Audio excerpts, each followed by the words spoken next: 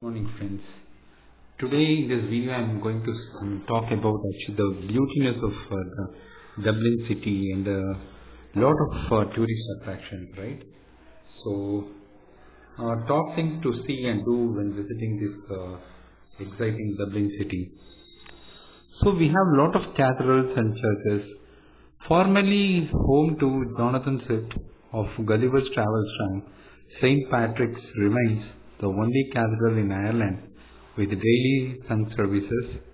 Christ Church, meanwhile, is home to tomb of Norman Lord Strongbow, who began 800 years of British domination of Ireland in 1170. The cathedral's medieval crypt contains mummified cats and rats trapped in the organ in the 1860s. And then we have Dublin village. So Dublin is a city with a population of around 550,000, that is around 1.8 million. If you include the surrounding area, but the city center is like a large village apart from far-flung destinations like the National Botanic Garden of Ireland, Glasnevin Cemetery and Phoenix Park. You can walk almost everywhere and cycle pretty much everywhere else. And then we have take a step back in time. Built in 13th century on the site visit of Viking ruins, the magnificent Dublin castle has engaging a display of artworks, stories and archives. As you wander through the gardens of the castle, you will find the Chester deity, which houses some of the Europeans' foremost religious artifacts, and then explore this literary city. So, reminders of Dublin's storied past are absolutely everywhere, from museums and exhibitions to buildings and statues. Make sure you keep an eye for the ubiquitous plaques on the walls of low key horses, denoting the famous previous occupants. And then we have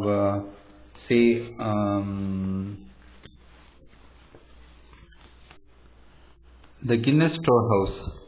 So Ireland's most visited attraction, quite a legacy considering Arthur Guinness was a lifelong British Unionist and opponent of Irish Home Rule, located in the heart of the legendary St. James Gate Brewery. This production site has been home to the Guinness Brewery since 1759.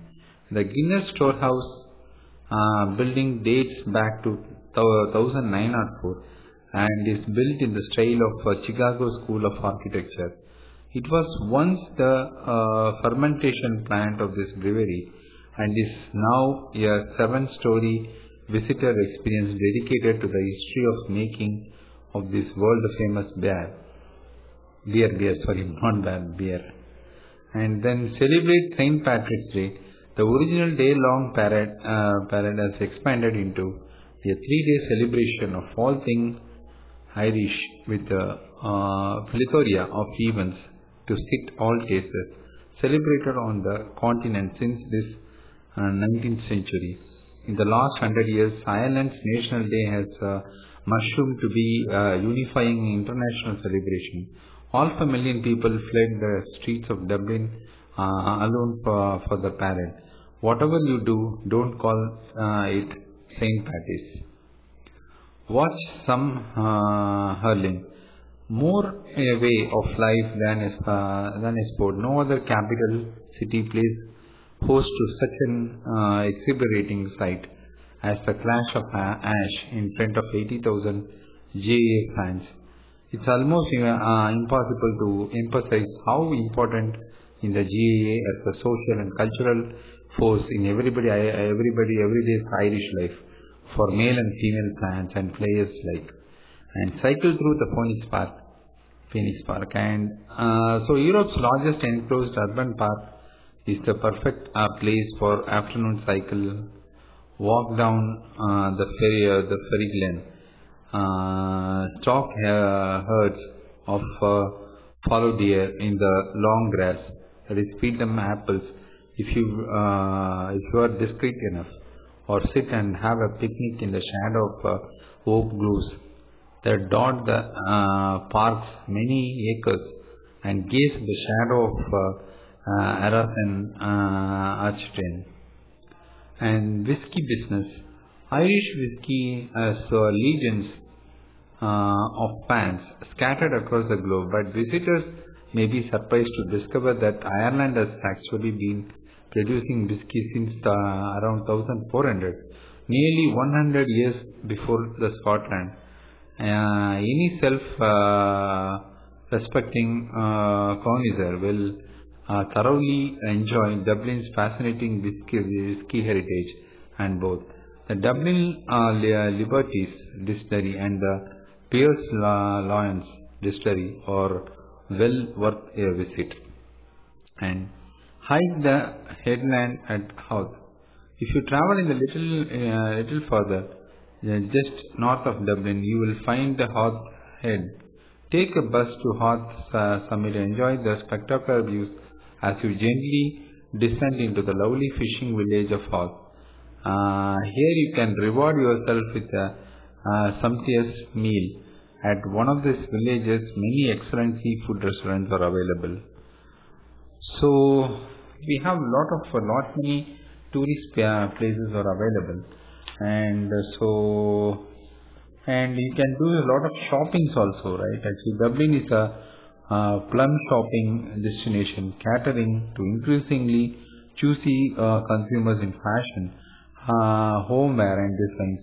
There is a classic glamour of department store, the usual array of high street brands, and increasing critique of independent boutiques catering for the smart set, right? And while the Grafton Street is the center of the main Dublin shopping district, the prevalence of chain stores means many shoppers flock to the smaller streets just to visit it. Dury Street, Glendron Street, and South William Street, as well as the combination of originally and wonderful tackiness which makes shopping around the Temple Bar tourist district. Walking down Grafton Street from the famous Fitzroy's Arch, the elegant Victorian facade of Stephen's Green shopping center to your left, you will come across the expensive but intriguing Disney store, menswear and women's wear staples of Benetton classic denim at Levis, and enough jewelers to return to the gold standard.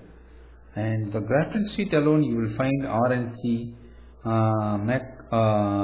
Cormac, Celtic Jewelry, Bloodless John Bertrand, Ware and Sons, Tiffany and Co., Rock Jewelers and Fields. Although the streets of Grafton Street are also teeming, including Paul Sheeran, Grace Louis, and FSL Jewelry. So we have a lot of things to do that. And Westbury Mall has also some of the interesting nooks and relax with the high tea. The Westbury Hotel afterwards, right? There was a time after 2008 economic collapse when parts of the city were full of shops buying gold. Those days of gone. Over 160 years since first opening in the last year of the Great Famine, as haberdashers and droppers, Brown Thomas remains the epitome of high chic, famous for the Christmas window displays. It has been synonymous with the luxury and beauty in clothing and cosmetics. So, literally telling, Dublin is a